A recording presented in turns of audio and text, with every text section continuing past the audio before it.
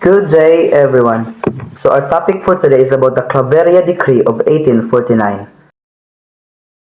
So, in the 19th century was the golden age of Spanish colonial rule in the Philippines, as they focused on public health, education, and addressing social issues. So, they introduced measures to mitigate these diseases like STDs, bubonic plague, and cholera, and built hospitals to combat these diseases. The Claveria Decree refers to the royal decree implemented in 1849 in the Philippines during the Spanish colonial period. It was issued by Governor-General Narciso Claveria Izaldoa and aimed to organize the population by instituting a system, documentation, and surnames. So this decree required Filipinos to adopt Spanish surnames for official records, replacing their native naming customs. This move was part of Spain's effort to facilitate better administration, taxation, and governance in its colonies by creating a more systematic way of identifying the population. Under this decree, indigenous Filipinos were assigned surnames often derived from Spanish words, local geography, occupations, or the names of saints. While this decree aimed to organize and streamline the administration, it also resulted in loss of native identities and cultural heritage for many Filipinos. Why the decree was implemented. The Spanish authorities faced numerous problems in localities, including difficulty in enforcing laws and inconsistencies in family members. Insufficient tax collection was often due to corrupt consanguinity for marriage and invalidating parochial books. Insufficient tax collection was often due to corrupt practices and tax evasion, leading to Governor Celius becoming bankrupt. Law enforcement faced difficulties in distinguishing criminals and scoundrels due to the absence of exact identities, leading to middle-class individuals changing their surnames.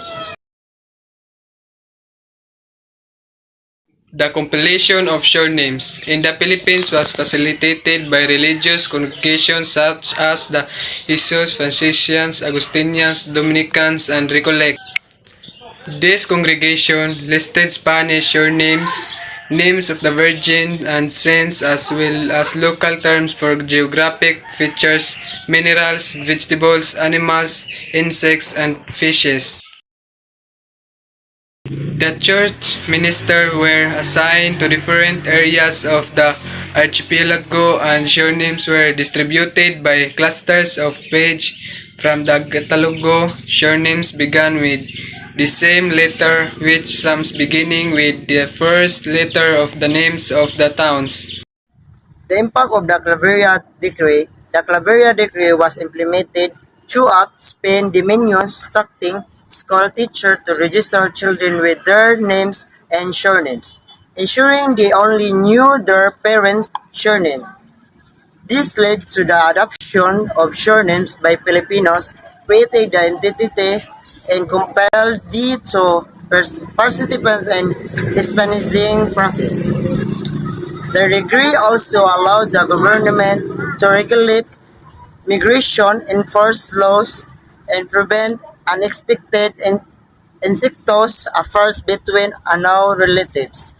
The decree becomes the effective regulatory mechanism for parents' surnames.